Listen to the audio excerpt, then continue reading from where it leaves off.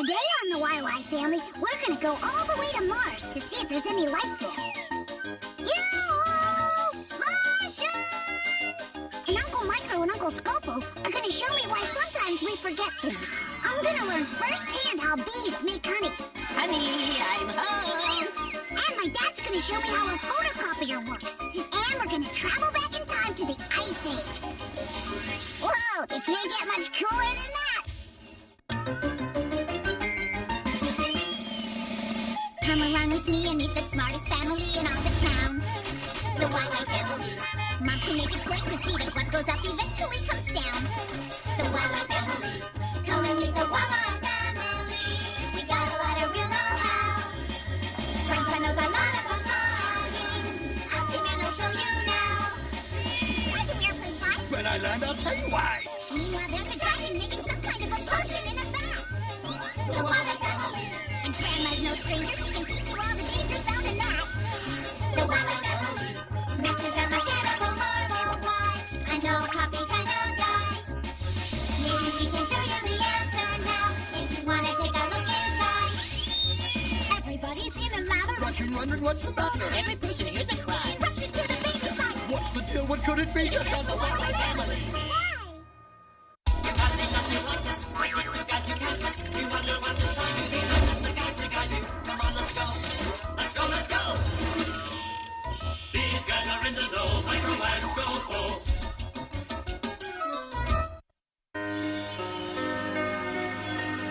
And, what are these called? External oral apparatus. No, there is. Hi guys, what you doing? I'm testing Victor's memory. Neato, can I play? Of course. In fact, I know just what to ask you. Why do you have that string tied around your finger? I tied the string around my finger so I wouldn't forget something. Forget what? Oh. I don't remember. Uncle Micro, why do we forget things? That's a very complicated question, Victor. First, we have to understand how we remember things. And I think it would be easier if I show you. Wow, where are we? Inside a human brain. Now, the brain is made up of many components. And we're in the cerebral cortex, which controls the memory and many other functions. Scientists aren't exactly sure how the memory works, but they believe that we store memories in the nerve cells or neurons of the brain. Jeez, this is the quietest brain I've ever been in. I wonder why. The ratio of the diameter to the circumference is expressed as pi. Alex, what is the numerical value of pi? Our brains are electrical in nature. Our host is searching for a memory. You see, there are more than 10 billion neurons, so sometimes it takes the brain a while to find a memory. Think of neurons as like files in a filing cabinet. No. So sometimes it takes our brains a while to find a file. The value of pi is 3.1416. Okay, so that's how we remember, but what happens when we forget? Hey, Alex, dude, we're going to the arcade. Come on with us. Well, that sounds great. Wait, it seems like I'm forgetting something. That's one way we forget. The brain is trying to find a memory, but something has distracted it. Scientists also think that we may store memories in order of their importance. Oh, that's why we remember important things, like my birthday, which is next week. Exactamundo. Note to myself, Victor's birthday is next week.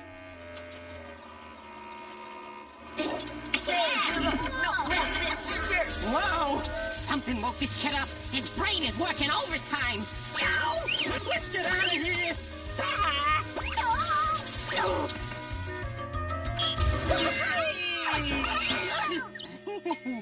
I'd like to thank all the members of the Academy, especially Mommy. Micro, it's me, Scopo. How many fingers am I holding up? Now, why did you tie that string around your finger? Thing. I don't remember any string. cyclone now.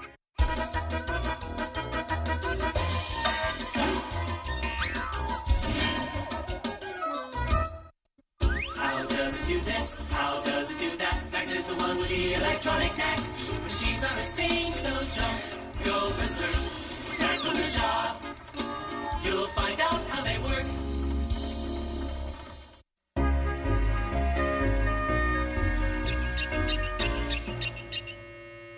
Look, Dad, I'm all finished. Great. Let me see. Oh, this cake looks good enough to eat. Now we'll photocopy it to make invitations to your birthday party. How does the copy machine work? Well, it's kind of like a camera. It photographs your drawing and copies it onto a sheet of paper. Here, I'll show you. Abracadabra, alakazam! Give me a cross-section, show me a cam! Wow! Oh, my! Cool! Now then, when we make a photocopy, this powerful lamp lights up your drawing. The image is projected onto this mirror, which reflects it to this lens, which focuses it onto a second mirror, which sends the image to this cylinder called the drum. Come on, we'll get a closer look. Okay! When I say go, hit that button, okay? Go? Button? I've got it! Hang on, Victor! Hey, look at the salt! My, what a big nose you have! The better to steam up the glass with. Hey, Basalt! Move back a little. Good. Now put Victor's drawing on the glass and press the button. There's the lamp. It moves under the glass and lights up the image. Now let's follow the light. Mirror, lens, mirror, drum! Hey, it's my picture! Right. And the drum is going to transfer the image to a sheet of paper. Let's watch it work. The drum is covered with little dots of light. Those are electrons, tiny electrically charged particles. Electricity runs through the drum. Now watch what happens to the electrons on the lighter areas of your picture. They disappeared. The light makes them do that. The remaining electrons are only on the dark areas of the picture. Now, the drum turns. Hey, Dad, what's that powder? That's powdered ink. It's attracted by the electrons in the dark areas, and it sticks to them. Then the paper passes under the drum, and the image is printed on the paper. Hooray! Oh, this is great! Just like the circus! Yeah, who knew making photocopies was such good exercise? Whoa! And here's our copy. Oh, boy, let me see. Oh, what happened to all the nice colors? Well, if it's color you want, it's color you'll get. Color copies work the same way. You just need blue, green, and red filters in front of the lens, color ink powder in addition to your black powder, and before you know it, It's in color! That's it, Dad. Oh! oh no! My invitations!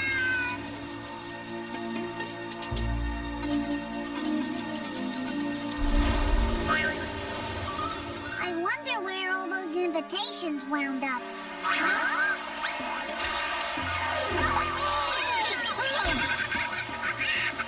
This is the best birthday ever!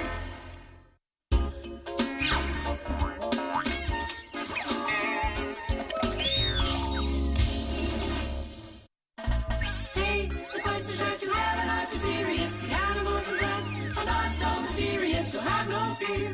Everything will be made clear. Vanilla, Quick, and Quack are here.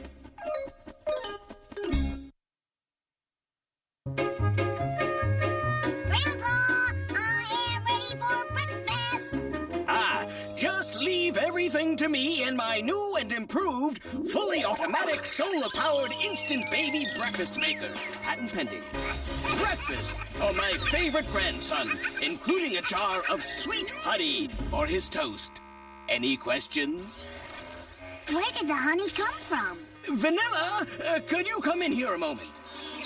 The store gets honey from bees. And here they come now. Mom, how can bees make honey when they're so busy dancing? He's doing a special dance to tell the worker bees he found lots of sweet nectar. Nectar? Where? In all these flowers. Oh! nectar? No, that powdery stuff's pollen. The pollen sticks to the bees' legs, and when they go from flower to flower, the pollen spreads. The pollen helps the flowers make new flowers. That's called cross-pollination. And we have these really handy pollen baskets on our legs so we can gather pollen. If the dry stuff is pollen, the syrupy stuff must be nectar. You're right, Victor. And without nectar, there would be no honey. Bees have a long tongue called proboscis that works like a drinking straw. That must be how he slurps the nectar out of flowers. Oh, that looks good. Can I try? Of course. Oh, is my nectar turning to honey? Oh, no. Bees have special stomachs that turn the nectar into honey. Time to return to the hive and finish the job. Care to join us? We'd love to. Come on, Victor. When the bees are full of nectar and pollen, they go back to the hive. What's a hive? A hive is a honey factory, honey, and much, much more. Honey, I'm home. Ah, comb, sweet comb. What's a comb? A special bee factory with 6-sided wax cells that the bees fill with the flower nectar from their honey stomachs. The bees add special ingredients to help the nectar along. Then, as some of the water evaporates, the nectar becomes pure, sweet honey. Delicious! My compliments to me! It's honey, all right. But what's the leftover pollen for? They mix the honey with the leftover pollen to make a special food for their babies. Why do bees make so much honey? They'll never eat it all. They need it for all the baby bees growing up in the nursery. See? Looks like our bee friends have adopted Quick and Quack. They want to feed them too. That's why bees make honey. And because they make so much, We get to eat the leftovers. Yum! any questions? Yeah! How do I get this stuff off of me? Well, I just happen to have my new and improved semi-automatic bird cleaning machine.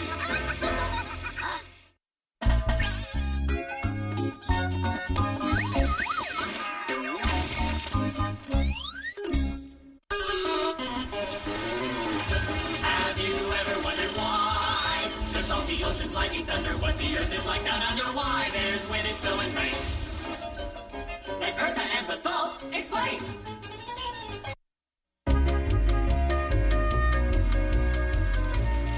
What happened? It looks like another ice age hit here. The refrigerator's broken. I have to call the repairman. Grandma, what's an ice age? Well, many thousands of years ago, a lot of the Earth was covered with ice. Come on, I'll show you what I'm talking about. Oh, Basalt! We need to do some time traveling! Do you know what this is? It's New York! Oh my, somebody should have paid their heating bill. No. This is New York 18,000 years ago, at the height of the last great ice age. This ice age lasted more than 20,000 years and ended less than 10,000 years ago. The Earth has gone through several ice ages. They come in cycles. Each one is different in how long it lasts, how far it spreads, and how cold it gets. Basalt, to the North Pole, please. Hey, this looks exactly like New York did. Yes, well, Victor, ice is ice. This is the top of the Earth, the North Pole. Visual aid time! Okay. Now, imagine a line running from the North Pole straight through the center of the Earth. The Earth rotates around that line. Scientists call that line the axis. The Earth's axis is actually tilted in relation to its orbit. Now, as the Earth moves around the sun, the half of the Earth that's tilted away from it is going to have shorter days and colder weather. That's winter. But an ice age is different from just winter, right? Right you are, Victor. A lot longer and a lot colder. Up, Basalt. All the way up. Now, just as Basalt here is wobbling as he spins, the Earth wobbles slightly as it spins, which means the axis is tilted more than usual. Now, because the Earth's axis has shifted slightly, this part of the Earth is even further away from the sun. Wouldn't that make the winter colder and longer than usual? Yes, but there are some other factors too. Salt, outer space, please. The Earth travels around the sun in an ellipse, which is egg-shaped. You can see that the Earth's orbit brings it closer to the sun at certain points. However, just as the Earth's axis sometimes changes slightly, so does its orbit. It becomes more circular. This means the Earth is away from the sun at times when an ellipse would have put it closer. So, if the Earth was already tilted more than normal, then it would be even colder because now it's farther away from the sun. Grandma, will there ever be another ice age? Yes, but it won't happen for thousands of years, so I wouldn't run out and order a large supply of thermal underwear just yet. Oh, now you tell me.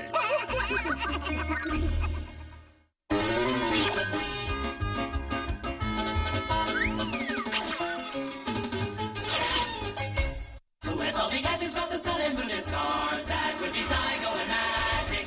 Who can tell us all about the atmosphere and Mars? That would be Zygomatic. Pick a spot in outer space, they've been all around the place. Zygomatic, here they come. The coast is clear, Cadet Victor.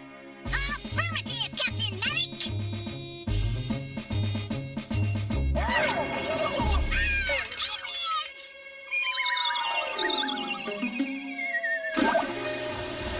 Oh, it's just Zygo! You scared me. He's certainly the scariest Martian I've ever seen. You've seen Martians, Grandpa? Sure, lots of them. I think Maddox's been watching a little too much television. Yes, I suppose I have, but my ancestor, Leonardo Domatico, believed he really had seen Martians. He spent his whole life studying the stars and the planets, especially Mars. He saw markings on its surface that he thought looked like canals, and he figured the canals had to be built by someone, which meant maybe there were Martians. Well, we have much more powerful telescopes today, so we know there really aren't any canals on Mars. And we've sent probes to Mars. They've shown us that it's barren and lifeless. Maybe they didn't look in the right spot. Or maybe the Martians were hiding. Well, I suppose we could go double check.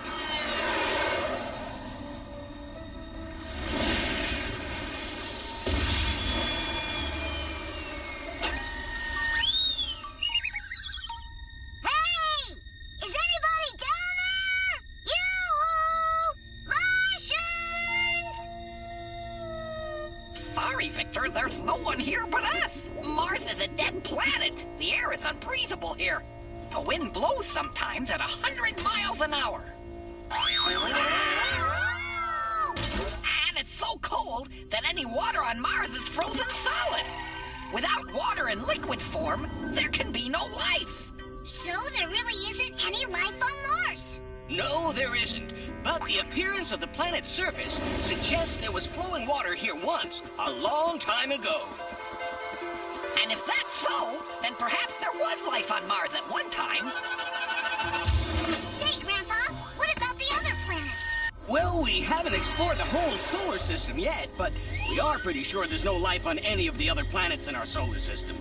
But don't forget that there are billions of stars out there, and some of them are bound to have planets. And there's a chance that some of those planets will support life. That's why there's a program called SETI, the Search for Extraterrestrial Intelligence. These people are monitoring the skies for radio signals that may have come from intelligent aliens. Cool! So far, they haven't found anything, but the universe is incredibly huge, and they can only listen in on one tiny area at a time. Hey, what's going on? Mayday! Mayday! Alien fleet approaching Earth! Maybe they picked up a message from an intelligent alien. I think they've picked up Grandpa Maddox playing one of your video games. Eat hot laser, you green, slimy mutants! You're battling Captain Maddox, defender of the universe!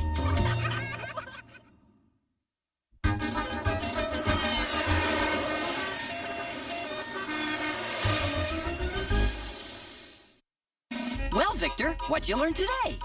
Tons of neat stuff. I learned that our brains are made up of cells called neurons. Scientists think neurons store our memories. I learned that bees use the nectar from flowers to make honey. Oh, that looks good. And while they're gathering nectar, they're carrying pollen from flower to flower. And we have these really handy pollen baskets on our legs so we can gather pollen. We learned that the Earth changes its position or its orbit a little, and that can make for long cold periods called ice ages. And I learned that there doesn't seem to be any life on Mars now, but once, long ago, there might have been. Aliens! Sounds like a pretty big day.